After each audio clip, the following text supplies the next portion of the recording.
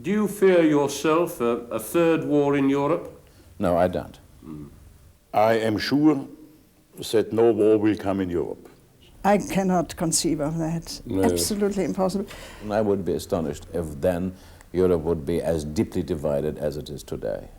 That is a great difference between the foreign policy of Hitler and the foreign policy of the Kremlin.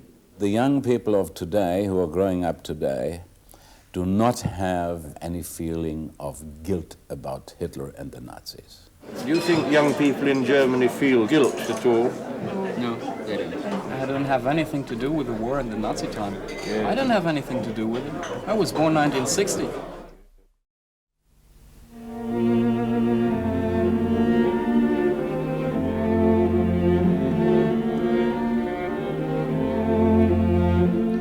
Your sacrifice, your struggle, and your death will not be in vain. Cut in granite, that, 40 years after, remains the new Germany's promise to the victims of Hitlerism. I've been to the worst concentration camp in the world, at Auschwitz, Auschwitzim as the Poles now call it, where 4 million Jews were deliberately exterminated in an extermination camp. The one outside Hamburg was a camp which was intended to produce slave labor for the German war effort, and was not in some ways as harrowing, but to me the experience is deeply searing. I find it very difficult now to understand how human beings could do this to human beings, and I think the main feeling I've had from both the concentration camps I've visited was not how can Germans do this to Jews, but how can human beings do this to other human beings? Hamburg itself, an obvious place to examine today's Germany. It's Germany's opening on the world. It has the same relation to Berlin as Leningrad to Moscow or Shanghai to Peking, in the sense that it doesn't look inside the country, it looks outside. It has a very strong social democratic tradition, what we would call in Britain Labour tradition, and since the war it's played a leading role in Germany, not least because Helmut Schmidt, who became Chancellor of Germany and was Chancellor for many years, has always been essentially a Hamburger. I think many Germans who don't support his party regard him as one of the outstanding political leaders Germany's had in the last century. Helmut, you and I are about the same age, and we were both at school when Hitler came to power. How did you feel as a schoolboy and a young man growing up about the Nazi time? Well, my case was rather untypical, because when all the young girls and young boys in the course of 1934 were joining the Nazi youth organization, it was more or less natural that I wanted to do the same thing. And my mother then told me, "You cannot." I say, "Why?" "Because you have a Jewish grandfather," which I didn't know then. The peculiar thing that happened to me, not so much to my brother, but to me, was that nevertheless, when the war broke out, or when Hitler started the war, I thought it was my duty vis-a-vis my country to serve as a soldier. And I have overcome this dichotomy only by the end of the war. What would you say is the big difference between young Germans today in the middle 1980s and young Germans 50 years ago in the middle 1930s? Well, basically, I think there's no difference. If you compare 85 with, let us say, 1930, if you compare 85 with, let us say, 55 or 45, then there is a great difference, in Germany at least, because the young people of today who are growing up today do not have, most of them do not have any feeling of guilt about Hitler and the Nazis. Whereas my generation not necessarily has a feeling of guilt, but a feeling of shame. That's right. And this is not true of the people who are 30 or 40 years younger.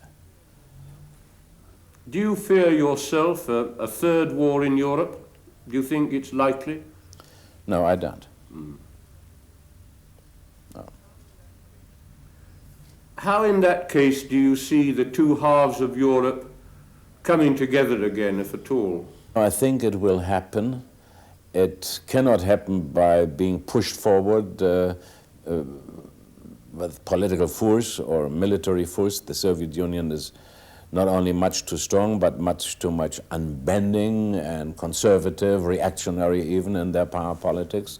They are the only remaining power which wishes to expand their spheres of influence. But this may change. I don't know when it will come, but I would be astonished if two people, a Britisher and a German, in 150 years' time from today, were talking about the same question. I would be astonished if then Europe would be as deeply divided as it is today.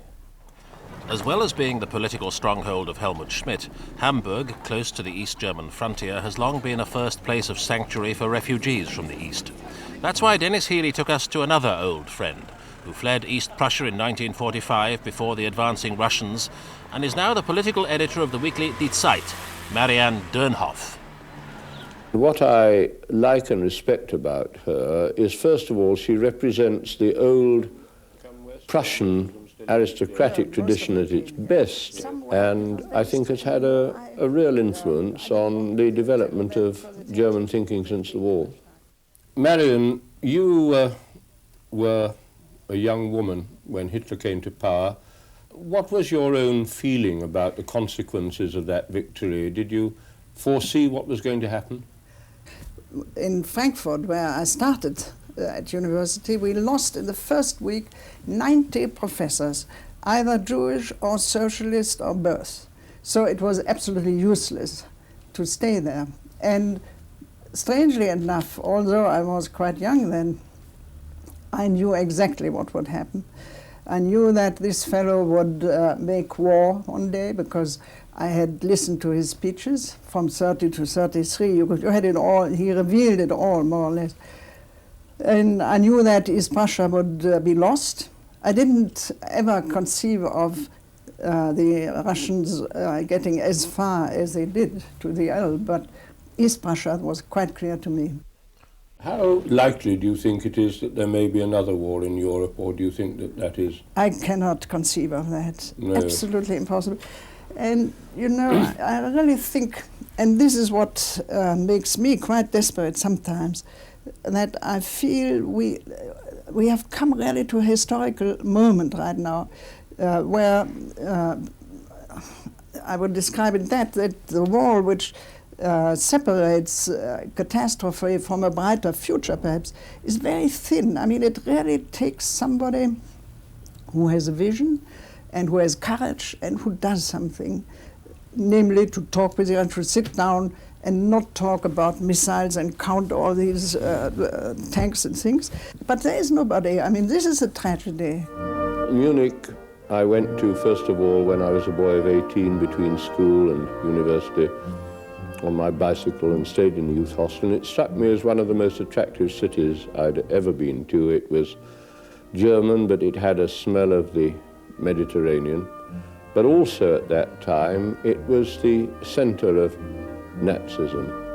And there was this stench about the situation in those days, and I thought it might be useful to go back now and talk to some of the German politicians at this time.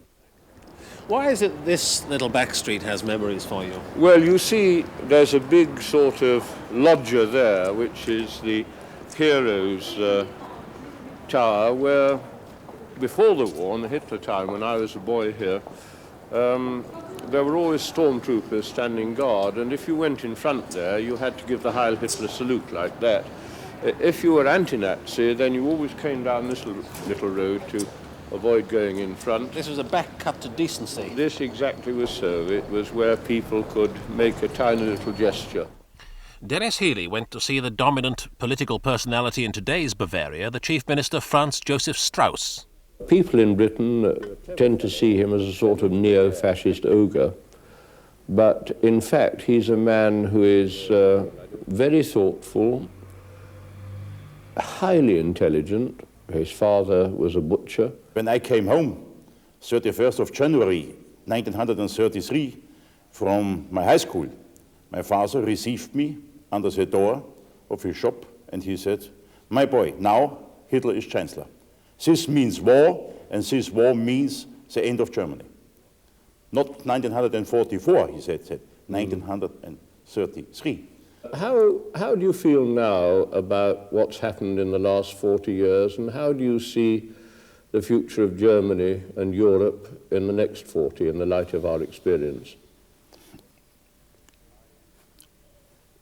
I am sure that no war will come in Europe. A war is no longer possible in Europe. I feel it with the same instinct with which I felt the war coming after 33. So I think that the great historical events which have been marked in European history by wars and revolutions have come to an end. But history does not come to an end, because history is made by human beings, and human beings are dynamic. And so I think a process of development, a process of evolution, in particular accelerated and facilitated by the outcomes of modern natural science, of modern technology, of communication technology, information technology, the so-called Iron Curtain, called by Winston Churchill, is no longer so irresistible. One reason why I believe a war to be impossible is the fear of the Russians to take a real risk. That is a great difference between the foreign policy of Hitler and the foreign policy of the Kremlin. Both are totalitarian systems. But Hitler was blind against risks. Otherwise, he would not have attacked Poland. I listened to the British radio in August 39. When Hitler attacks Poland, England will declare war. It will be not a blitz war, it will be a long war, it will be a disastrous war, and Germany will lose the war. Every night I heard, nearly every night I heard that. And Hitler was obsessed to take risks. His declaration of war against the United States of America was hubris. The Russians are very careful. Afghanistan is no risk for them. But wherever they had to take a risk, like in the Mediterranean, Lebanon, they send arms. Or the Gulf. Or in the Gulf area, they send arms, they send instructors. But they carefully avoid to involve their own troops in military actions. There's been a great deal of argument over recent weeks about President Reagan's visit to Bitburg, and there's no question that that has revived many feelings which some people would have wished to see die away. How far do you think the feeling of guilt is a factor in German policy today, and how far do you think that nationalism is still a reality? German nationalism of the old Hitler or Bismarck type. I'm sorry that we don't have time enough to explain it carefully, because it is a sophisticated and complex problem. But guilt can only be an individual feeling, an individual attitude. We always rejected a so-called collective guilt. And now, war has come to an end 40 years ago. Now, the sons, or I would like to say the grandsons of the soldiers of World War II are now serving in NATO forces. Should they consider themselves to be criminals? They have a common task with the British forces, with the French forces, with the American forces. The task is to prevent the establishing of new concentration camps in Europe and of new graveyards in Europe. This is our common task, to preserve peace and freedom. So, 40 years on from VE Day, what about those new Germans? Over Munich's famous beer, conversation. How do you in Germany, especially young people, feel about the celebrations? Do you think there should be none, or that there should be, and if so, what should they celebrate? That's exactly the question. I don't know what to celebrate, because, okay, there's on the one hand side there is the end of the war, there is the end of the Nazi regime. On the other hand side there is well, there's two Germanys now. There is a divided Europe.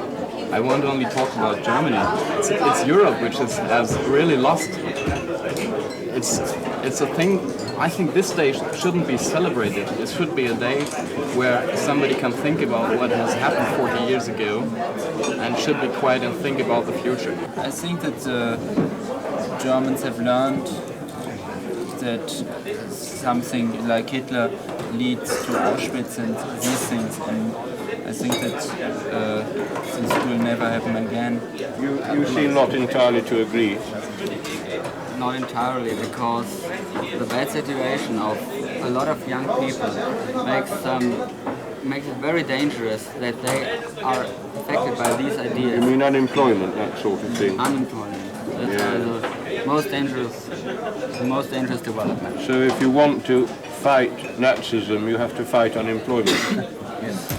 And you do fight communism as well. Yes. Well, you fight extremism, don't you, really? That's exactly the point. One thing, however, that I think is in people's minds, it's not a very rational thing in some ways, is the feeling of Germany's unique guilt. Do you think young people in Germany feel this at all? No, they don't. No. I think they even don't understand why they should. Yeah.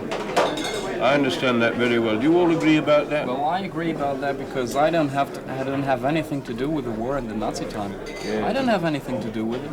I was born 1960. The people we talk to in Germany do not expect another war, and the new generation feel no guilt for the last one. No one sees an early reunification of Germany, but all hope that one distant day, Europe itself can be reconciled.